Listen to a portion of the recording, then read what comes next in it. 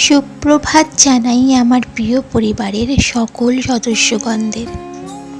একটি মেয়ের জীবন ব্লগে আমার প্রিয় পরিবারের সকল সদস্যকে রইল অনেক অনেক স্বাগত।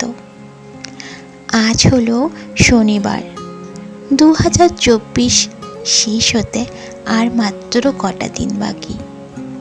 কীভাবে যে এই একটি বছর আমরা পার করে ফেললাম সকলে বুঝতেই পারলাম না।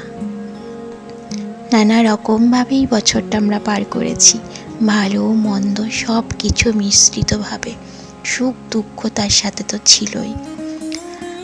আমি আশা করি 2025 সালটা যেন সকলের অনেক অনেক ভালো যায় এবং অনেক ভালো একটা বছর নিয়ে যেন এই বছরটা আসে। তাই আগামী বছরকে স্বাগত জানিয়ে এবং সকলের শুভকামনা জানিয়ে আমার ব্লগটা আজকে আমি শুরু করলাম।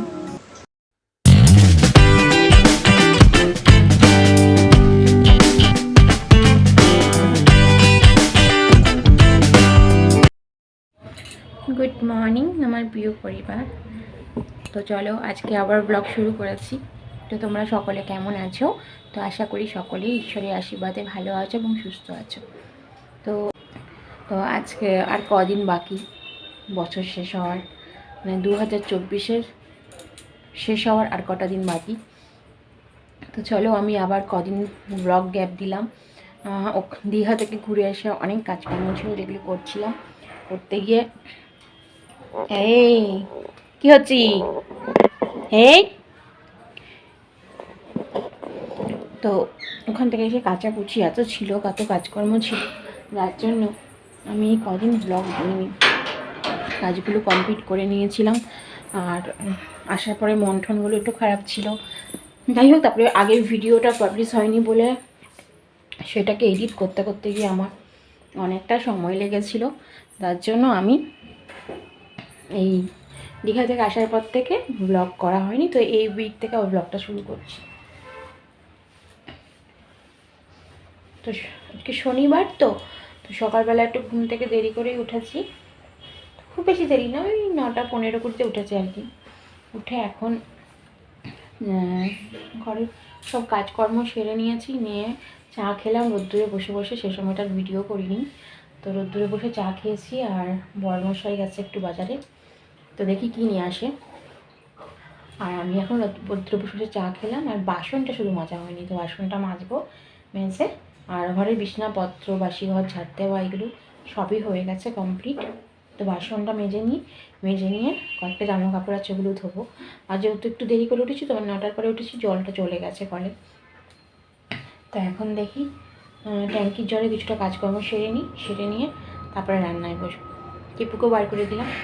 তো চলো সারাদিন যতটা পারবো আর কি ব্লগ করবো, কারণ স্পেস অনুযায়ী করবো। আর স্পেসটা তো এতটা কেন কমে যাচ্ছে বুঝতে পারছি না। ঠিক আছে, তাও করবো যতটা পারবো, ছোটো হোক তবুও করবো। তো চলো সাথে থাকো, সারাদিন দেখতে থাকো। আর এখন এই শীতকালে সবাই ঘুরতে যাচ্ছে, তো আর মানে ট্রেনের থেকে শুরু করে বাস সব কিছুতে ভিড় হচ্ছে, কারণ সবাই সব জায়গায় ঘুরতে যাচ্ছে। তো চলো অনেক বক করে নিচ্ছি। তো সারাদিন আমার সাথে থাকো এবং দেখতে থাকো আমার ব্লগ একটি মেয়ের জীবন। সকালবেলা ঘুম থেকে উঠে বাসি ঘর আমার ঝাড় দেওয়া হয়ে গেছিলো, কিন্তু আবার আরেকবার ঝাড় দিয়ে নিচ্ছি। তো দেখো 2024-এ আমরা কি পেয়েছি, আমি কিন্তু এটারই হিসেব করছি। কি হারিয়েছি এটার হিসেব আমি রাখতে চাই না, কারণ ওটা যে খুব কষ্টের। তাই পাওয়াগুলোকে যদি একটুখানি বেশি করে ভাবি, তাহলে কিন্তু আগামী দিনগুলো অনেক ভালো যাবে। হারানোগুলোকে মনে রাখলে খুব কষ্টের হয়ে যায় সেগুলো, তাই না? তাই সকলের কাছে আমার অনুরোধ, পজিটিভ ভাবনা নিয়েই এগিয়ে যাও। কখনোই নেগেটিভ ভাবনাগুলোকে মনের মধ্যে রেখো না। নেগেটিভ ভাবনাগুলোকে যদি মনের মধ্যে রেখে দেওয়া হয়, তাহলে আগামী দিনগুলোতে আমরা কখনোই আমাদের যে একটা ভালো লক্ষ্য থাকে সেটাতে পৌঁছতে পারবো না। তো দেখো এখন সকালবেলায় চলে এসেছি জামা কাপড় ধুয়ে ছাদে মেলতে। তো রোদটাও আছে বেশ, তো ঠান্ডাটা কিন্তু এখন অনেকটাই কম, বলো সত্যি বলছি তো? এটা আমি কি ঠিক বলছি আমি জানি না, অবশ্য আমাদের এখানে যেন মনে হচ্ছে ঠান্ডাটা অনেকটাই কম। তো কমেন্ট করে জানিও তো তোমাদের ওখানে সকলের মানে তোমরা যেখানে থাকো সেখানে ঠান্ডাটা কেমন। তো দেখো আমি কিন্তু এখন সোয়েটার পরিনি, সোয়েটার কিন্তু না পরেই কাজ করছি। ঠান্ডাটা সত্যিই অনেক কম, আর রোদের তেজটাও যে খুব বেশি তা নয়, তাই এই রোদের মধ্যে কিন্তু বেশ দাঁড়িয়ে থাকলে বা বসে থাকলে ভালোই লাগে। আর যদি রোদের তাপ বেশি থাকে তাহলে কিন্তু বেশিক্ষণ দাঁড়ানো যায় না। তো যাই হোক, আমি জামা কাপড়গুলো মেলে রেখে চলে যাব নিচে, রান্না বান্নাও করবো। আর বাজারে গেছে বড়মশাই, দেখি কখন আসে। আর বলতে বলতে নিচে এসে দেখি আমার বড়মশাই চলে এসেছে, আর দেখো কত কিছু হাতে করে নিয়ে এসেছে। তো চলো তোমাদেরকে অবশ্যই শেয়ার করছি, তার আগে আমি ভাতটা বসিয়ে নিই। ও কী কী নিয়ে এসছে আমি তোমাদের আজকে অবশ্যই শেয়ার করব। আসলে নতুন অতিথিদের নিয়ে এসছে জানো তো, আমার বেশ ভালো লাগছে, কারণ বছর শেষ হওয়ার আগে নতুন অতিথিরা আমার বাড়িতে চলে এসেছে। তাদেরকে পরের বছর যেন আরও যত্ন সহকারে ভালোভাবে রাখতে পারি, সেটাই চেষ্টা করতে হবে, তাই না? তো দেখো, এটা কিন্তু একটা শুভ ইন্ডিকেশন। আমি না আগে ঘরগুলো মুছে নিই, মানে ঘরের ভেতরের কাজগুলো আগে সেরে নিয়ে তারপরে রান্না করব। বেলা তো বলতে নেই, অনেকটাই এগিয়ে গেছে, মানে বেলা অনেক হয়ে গেছে।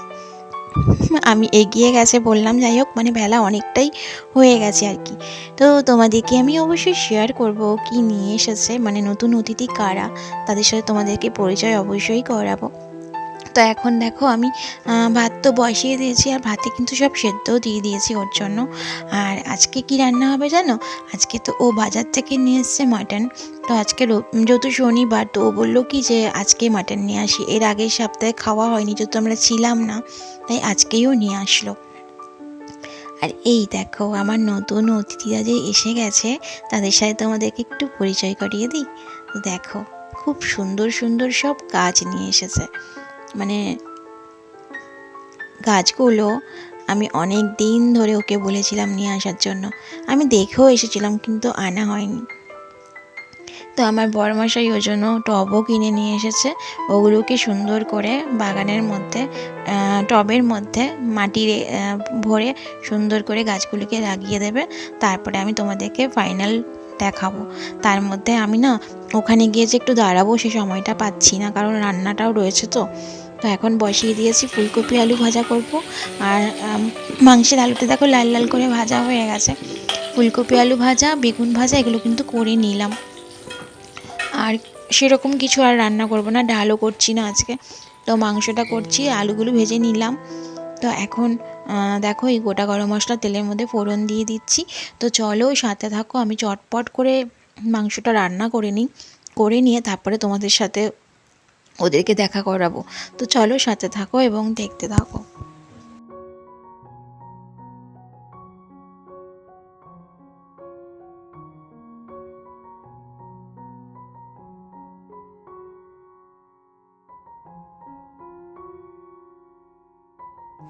আমরা যেহেতু দুদিনের জন্য ঘুরতে গেছিলাম, তো তার জন্য বাড়িতে সেরকম কিছু মা রান্না করেনি, কারণ মা তো মাছ মাংস বা ডিম এগুলো খুব একটা রান্না করতে চায় না। তোমরা জানো, তোমাদেরকে আগে বলেছি, এগুলো বেশিরভাগ আমিই করি। তো আমিই করে দিই, বাবাকেও দিয়ে দিই আর কি। তো ওই জন্য না আগের সপ্তাহে এসব রান্না হয়নি, আর মাটনটা আবার অনেক দিনই খাওয়া হচ্ছে না। তো ওই জন্য আমাকে বলেছিল যে আজকেই নিয়ে আসি, তুমি রান্না করতে পারবে। আর যেহেতু আমার শরীরটাও একটুকুনি খারাপ ছিল, মানে খারাপ বলতে ওই আসার পরে একটুকুনি কাচাকুচি করেছি, ঘর দুয়ার পরিষ্কার করেছি, তো একটু শরীরটা খারাপ খারাপ হচ্ছিলো।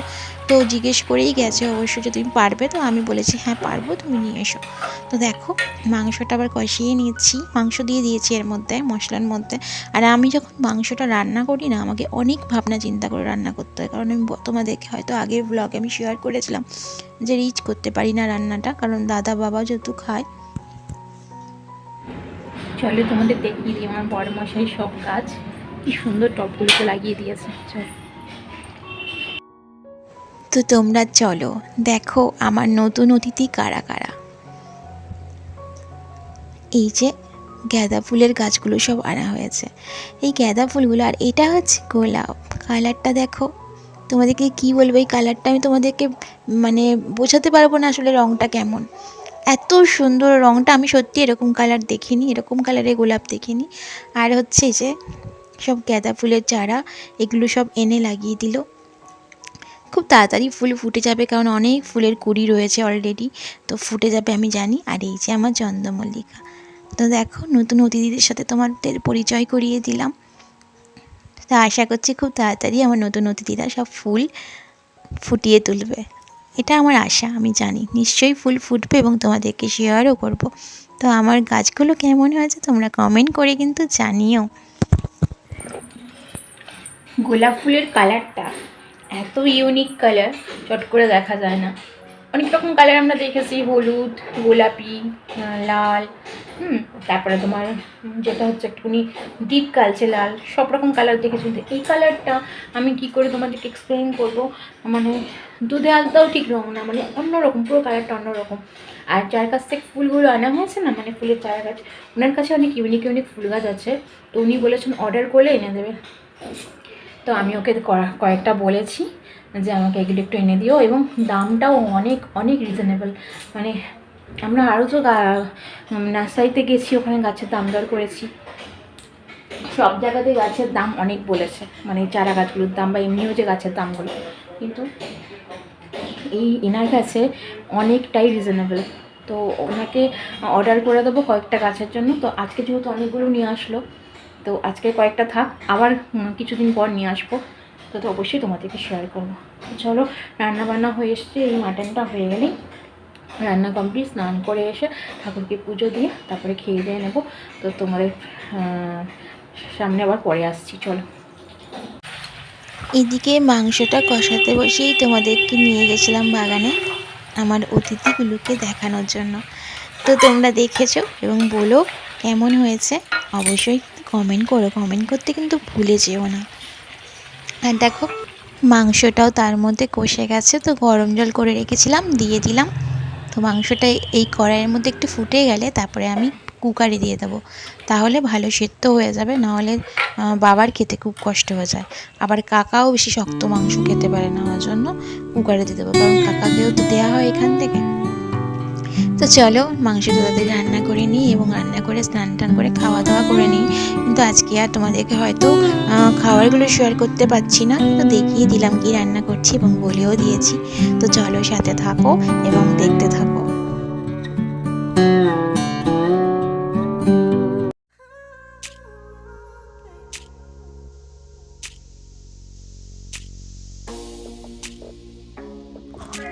শুভ সন্ধ্যা আমার প্রিয় পরিবার। তো দেখো, এখন সরাসরি চলে এসেছি সন্ধ্যেবেলা এবং বেরিয়ে পড়েছি আমরা দুজনে। আর যাচ্ছি আজকে কোথায় বলো তো? তোমরা হয়তো বুঝেছ, আজকে শনিবার না, যাচ্ছি হাটে। তো চলো, এখন আজকে সাইকেল করে চলে যাচ্ছি বড়মশাইয়ের, মানে প্রত্যেক সময় আমরা সাইকেল নিয়ে যাই, কিন্তু বেশিরভাগ সময় হেঁটে হেঁটেই যাই, কিন্তু আজকে ওর সাইকেলে চেপে যাচ্ছি, কারণ আমার শরীরটা যেহেতু ভালো লাগছিল না, তো ও বলেছে চলো আজকে তোমাকে সাইকেলে চাপিয়ে নিয়ে যাই। রোডের কাছে এসে গেছি, এবার রাস্তা পার হতে হবে। ওরা সাইকেল দিয়ে ওদিক দিয়ে চলে যাবে, আর আমি এখানে মাঝখান দিয়ে বেরিয়ে চলে যাবো।